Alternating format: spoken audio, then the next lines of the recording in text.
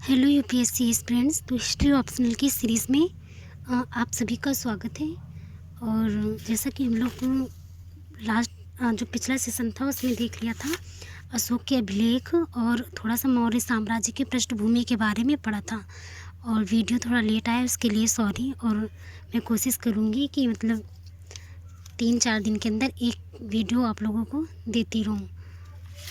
तो आज हम लोग बिना किसी देरी के चलिए देख लेते हैं इतिहास लेखन के दृष्टिकोण से अभिलेखों का महत्व क्या है। तो जैसे अभिलेख के माध्यम से अशोक के समकालीन और राजनीतिक राज्यों की जानकारी, सीमा रेखा निर्धारण, साम्राज्यवादी परंपरा, राज्य का नियंत्रणकारी सिद्धांत और लोक कल्याण के तत्व, वैदेशिक संबंधों की जानकारी और राजनीतिक चेतना के विषय में स्पष्ट ज्ञान प्राप्त होता है।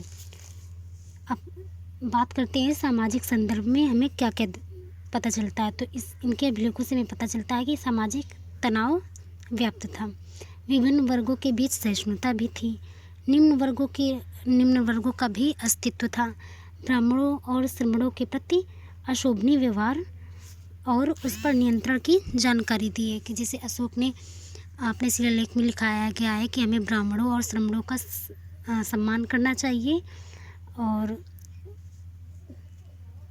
उन पे मतलब जो कुछ लोग अशोभनीय व्यवहार करते थे तो उन पर कैसे रोक लगानी है, इसके बारे में भी इससे जानकारी मिलती है।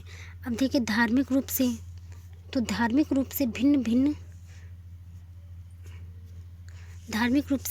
धार्मिक संप्रदायों के बीच संघर्ष की स्थिति, बौद्ध संघ में फूट, अशोक के नैतिक सिद्धांत और विभिन्न प्रकार के कर्मकांड और उन पर नियंत्रण की जानकारी भी हमें प्राप्त होती है। अब देख लेते हैं धम्म विजय के निहितार्थ क्या थे। जैसे सामाजिक मूल्यों का लागू होना, धार्मिक उदारता, धार्मिक सहिष्णुता, धर्म के माध्यम से कल्याण, सामाजिक मूल्यों को लागू करना और राजनयिक संबंधों में प्रगाढ़ता।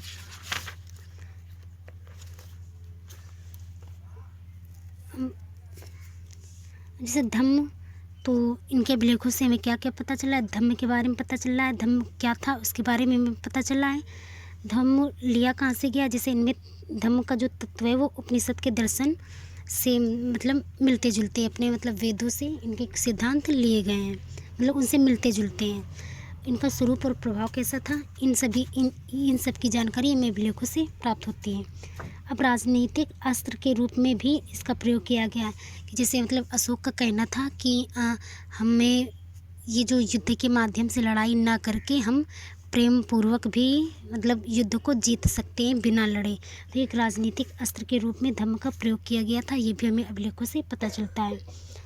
और इसका वर्णन अभिलेखों में आय, सामाजिक तनाव, प्रकृति, ये मतलब पॉइंट है, इसको देख लेना कि इसके इन अभिलेखों के माध्यम से हमें क्या क्या पता चला। जैसे आस्तिक वर्सेस नास्तिक के बारे में पता चला है, ब्राह्मण और श्रमणों और साथ में अन्य लोगों के बारे में, दासों और भृत्यों के साथ व्यवहार कैसा था, हिंसा वर्सेस अहिंसा के क्या क्या हमें तत्व या क्या क्या जानकारी मिली है उनके विषय में भी।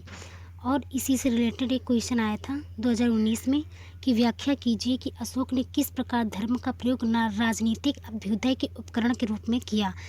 तो धम्म का मतलब कैसे उन्होंने प्रयोग किया था अपने साम्राज्य को, मतलब साम्राज्य तो जीत चुके थे लेकिन उन्हें मतलब संदेश दिया कि आगे चलकर जो उनके पौत्र हैं वो तलवार से विजय ना हासिल करके वो धम्म के माध्यम से विजय हासिल करें। तो जिस अभिलेख में इनका वर्णन दिया गया है उसके बेस पे हमें ये बताना है। फिर भौगोलिक स्थिति अभिलेखों से क्या पता चलती है, साम्राज्यिक एकता का पक्षधर, संप्रभुता विस्तार, संदेश देशी और वैदेशिक, जैसे इन्होंने अपने मतलब पुत्र और पौत्र को श्रीलंका भेजा था। इन्होंने अपने मतलब जो अभिलेख हैं वो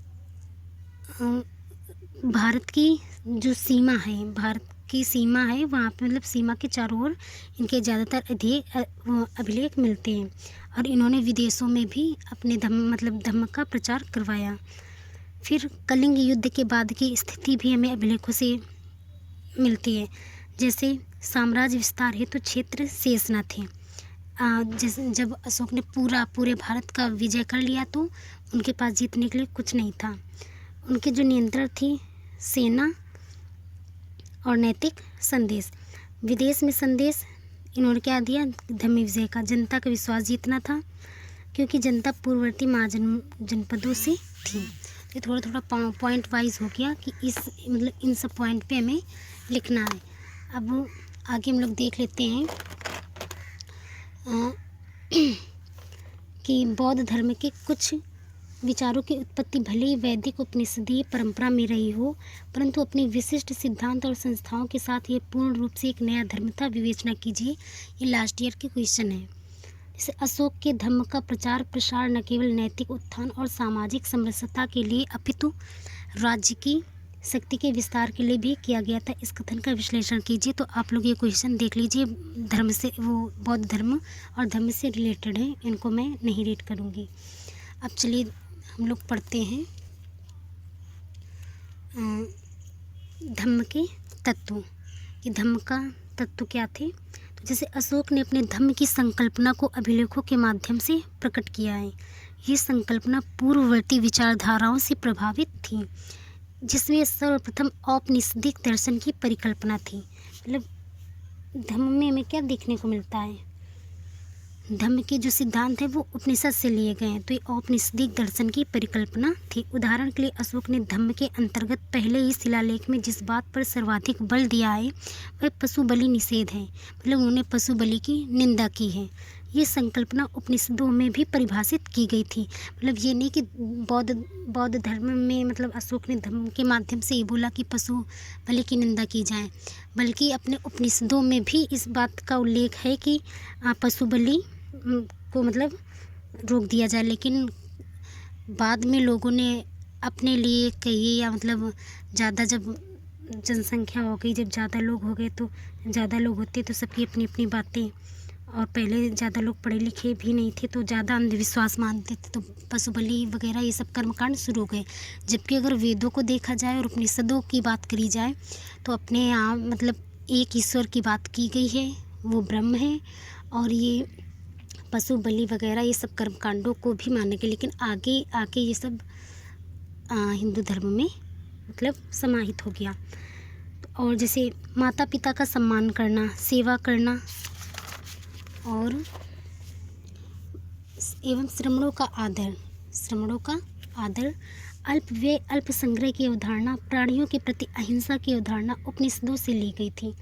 उपनिषदों की ही भांति 7वें शिलालेख में अशोक आत्मसंयम आत्मशुद्धि की अवधारणा पर बल देते हैं। तो जैसे उपनिषदों में किस चीज़ की बात कही गई थी कि आत्मसंयम और आत्मशुद्धि की, तो उसी चीज़ को यहाँ धम्म में भी ऐड किया गया है। वो भी किस शिलालेख में, 7वें शिलालेख में। अब जैसे जिस प्रकार से उपनिषदों में कर्मकांडों का विरोध किया गया था, उसी प्रकार से 11वें शिलालेख में अशोक स्पष्टता कर्मकांडों का विरोध करते हुए धम्म मंगल को महाफल वाले कहते हैं।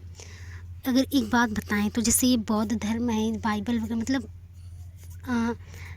कोई बुरा मानने वाली इसमें बात नहीं है। अगर कोई स्टूडेंट्स हैं अदर रिलीजन के तो बुरा मत माने, लेकिन ज़्यादातर यही हुआ है कि जैसे वेद और उपनिषदों को पढ़ के ही ये पुस्तकें लिखी गई हैं, उन्हीं से ये सिद्धांत लिए गए हैं।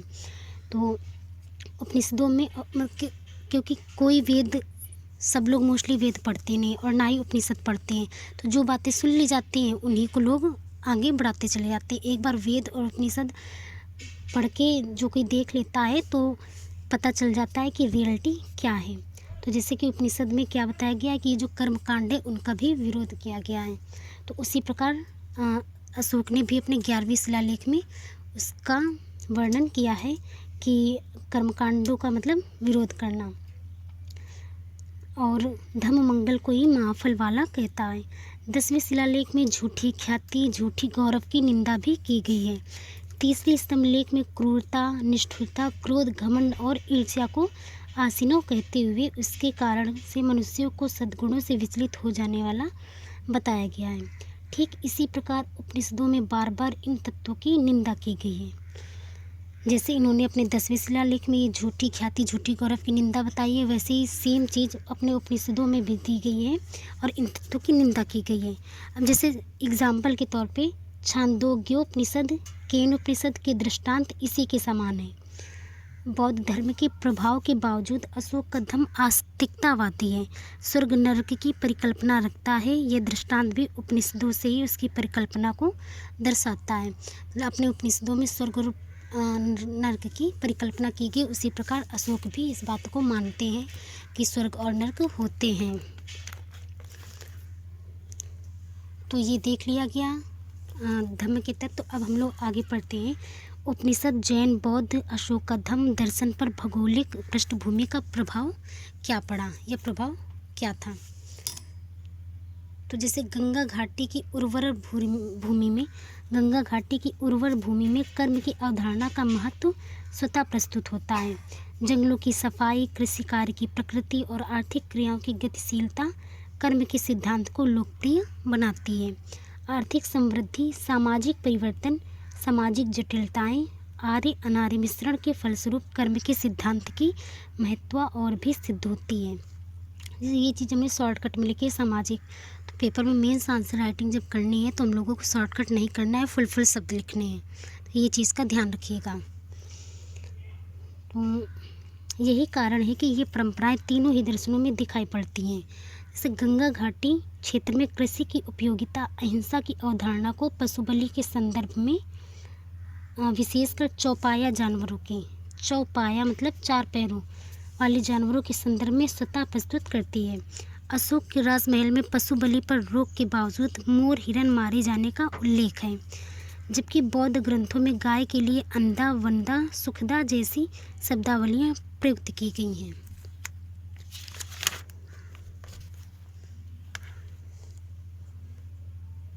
अब जैसे समृद्ध उर्वर प्रदेश भौतिक जगत के लाभ विशुद्ध भौतिकतावाद को भी बढ़ावा दे सकते थे और पारलौकिक सत्ता की महत्व को भी सिद्ध करते थे। अर्थात एक ओर इनके भोग की लालसा थी तो दूसरी ओर इन्हें एक सर्वोच्च सत्ता के वरदान के रूप में स्वीकार किया गया था। मनुस्मृति में सरस्वती, दृश्यवती नदियों के बीच के क्षेत्र को ब्रह्मावर्त की संज्ञा दी गई है। इसी कारण से दी गई है। महात्मा बुद्ध ने अतिशय भोग, अतिशय त्याग दोनों की निंदा की है। महात्मा बुद्ध का क्या मानना था कि ना ही ज़्यादा हमें भोग करना है और ना ही ज़्यादा संग्रह करना है। मतलब जितने में हमारी ज़िंदगी चल सकती है उतने में हम लोगों को संतुष्ट रहना है। उन्होंने मतलब ऐसी शिक्षाएं दी थी और दोनों में समन्वय को अपनाते हुए धर्म मार्ग को मध्यम मार्ग कहा। अशोक ने भी कम खर्च, कम संग्रह को धम्म का तत्व बनाया। सर्वोच्च सत्ता की आस्था, स्वर्ग नरक की अवधारणा कर्म के सिद्धांत को और भी प्रासंगिक बनाती है। ये स्पष्ट नहीं है कि भौतिक जगत की लालसा ने पुनर्जन्मवाद को बढ़ावा दिया था अथवा पारलौकिक जगत के विश्वास ने कर्म सिद्धांत के मूल्यांकन के संदर्भ में पुनर्जन्मवाद को परिभाषित किया था। आगे देखते हैं। जैसे अशोक ने अपने कांधार शिलालेख में बताया है कि उसके धम्म का प्रभाव सबसे अधिक बहेलियों, मछुआरों और आखेटकों पर पड़ा है और उन्होंने शिकार करना छोड़ दिया है। जो चौथा शिलालेख था उसमें उसने ये बताया है कि धम्म की नीति के कारण अनैतिकता, ब्राह्मणों और श्रमणों के प्रति, ये जो प्लस का साइन है यहाँ पर और है, ठीक है, तो आप लोग और ऐड कर लिख लीजिएगा, क्योंकि जब हम नोट्स बनाते थे तो जहाँ पे मुझे लगता था वो अपनी साइन लैंग्वेज यूज़ कर लेते थे। तो नीति के कारण अनैतिकता, ब्राह्मणों और श्रमणों के प्रति निरादर की प्रवृत्ति, हिंसा, मित्रों और रिश्तेदारों के साथ अशोभनीय व्यवहार और इसी तरह के अन्य अवैध कार्यों पर नियंत्रण हुआ है। मतलब अशोक का कहना था कि धम्म का ये प्रभाव हुआ है कि लोगों ने मतलब क्या किया कि ब्राह्मणों और जो श्रमणों के साथ निरादर करते थे उसको थोड़ा कम कर दिया था, अहिंसा को अपना लिया था, हिंसा थोड़ी कम हो गई थी, मित्रों और रिश्तेदारों के साथ थोड़ा अच्छा व्यवहार करने लगे थे और अवैध कार्य थे उन पे भी काफ़ी हद तक नियंत्रण आ गया था। पशु हिंसा भी काफ़ी सीमा तक रुकी है।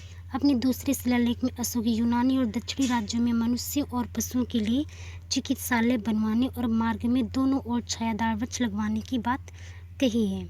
छठवें शिलालेख में सर्वलोक हित की बात कहता है। छठवें शिलालेख में क्या उसने कहा है सर्वलोक हित की बात कहता है, जो मानवता के प्रति उसके समर्पण को दर्शाता है, जैसा कि बौद्ध धर्म के सिद्धांतों में भी प्रस्तुत किया गया था। 13वें शिलालेख में धम्म विजय की बात कहते हैं और तीर तलवार के माध्यम से हासिल विजय की निंदा किया है।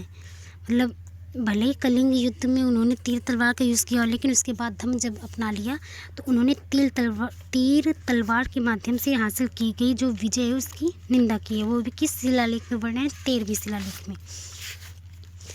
अब देख लेते हैं, जैसे प्रथम शिलालेख में धम्म के अनुसार रक्षा करना, धम्म के अनुसार प्रजा को सुख देना अपने उद्देश्य बताता है। ये समस्त कार्य जो व्यक्तिगत सामूहिक रूप से अशोक ने परिभाषित किए थे, निश्चित रूप से ब्राह्मण श्रमण परंपरा को मिला जुला रूप था। तो अगर बात की जाए अशोक का जो धम्म था, क्या वो पूरी रूप से बौद्ध धर्म था या फिर पूरी तरह से हिंदू धर्म पे आधारित था? तो जैसा कि हमने बताया कि उन्होंने बौद्ध मतलब भगवान बुद्ध से प्रेरित होकर ये युद्ध वगैरह की जो उनका नीतियाँ थी ये सब छोड़ दी थी और धम्म विजय मतलब धम्म अपना लिया था। और धम्म का जो अर्थ होता है वो होता है धर्म। तो उन्होंने मतलब बौद्ध धर्म से भी शिक्षा ग्रहण की और उपनिषदों से भी सिद्धांत लिए, दोनों को मिला करके उन्होंने धम्म बनाया था, मतलब धम्म की अवधारणा प्रस्तुत की थी। तो ना ही ये पूरी टोटली मतलब बौद्ध धर्म से रिलेटेड थे और ना ही ये टोटली हिंदू धर्म से रिलेटेड थे। अब आगे हम लोग देखते हैं, अशोक के धम्म की संकल्पना जैसा कि उसके अभिलेखों में प्रकट की गई थी, मूल तत्व उपनिषदीय और श्रवण परंपरा के मिश्रण थे। मतलब इसी से रिलेटेड क्वेश्चन आया था। तो ये इसके बारे में हम लोगों ने पढ़ लिया। अब आगे देखते हैं, अशोक के साम्राज्य के लिए धम्म की उपयोगिता क्या थी? तो अशोक के द्वारा धम्म सिद्धांतों को समकालीन परिस्थितियों में सबसे उपयुक्त पाया गया। पिता के समय से हो रहे विद्रोह उसे विरासत के रूप में मिले थे। इन्हें रोकने का सबसे बेहतर उपाय किसी नैतिक संकल्पना की प्रस्तुति थी। अशोक इसमें सफल रहा या असफल, किंतु इतना निश्चित है कि धर्म के सिद्धांत काफ़ी हद तक कारगर थे। ऐसा प्रतीत होता है कि हिंसक प्रवृत्ति समाज का अभिन्न हिस्सा थी। अशोक ऐसे सभी कार्यक्रमों को जिन्हें वो अभिलेखों में समाज यात्रा प्रवाहरण समारोह की संज्ञा देते हैं, जिनसे शिकार पशुओं के युद्ध, इंसानों के मल्ल युद्ध जैसे कार्यक्रम आयोजित किए जाते थे, पर उन्होंने क्या किया है, मतलब रोक लगाने की बात कही है और इनके स्थान पर नैतिक धर्माचरण को प्रोत्साहन देने की बात कही है। धार्मिक सहिष्णुता साम्राज्य के स्थायित्व हेतु अनिवार्य थी। 7वें और 12वें शिलालेख से इस तत्व की उपयोगिता सिद्ध हो जाती है। वैदेशिक संबंधों में शांतिपूर्ण सहअस्तित्व का संदेश दिया जा सकता था और इसे अशोक ने धम्म विजय के रूप में परिभाषित किया। कलिंग युद्ध के बाद ये तत्व अनिवार्य सा हो गया था। तो आज हम लोगों ने इतना देख लिया। अब अगले टॉपिक पे हम लोग थोड़े से क्वेश्चन देखेंगे और आगे की टॉपिक कवर करेंगे। तो जैसा कि हम देख लेते हैं आगे भी हमारा क्या क्या बचा है। अभी इसी से रिलेटेड कंटेंट है, उसको देखते हैं। तो थैंक्स फॉर वॉचिंग। अगर वीडियो आपके लिए थोड़ा सा भी यूज़फुल हो तो प्लीज़ एक लाइक कर देना और एक प्यारा सा कमेंट्स। Thanks for watching.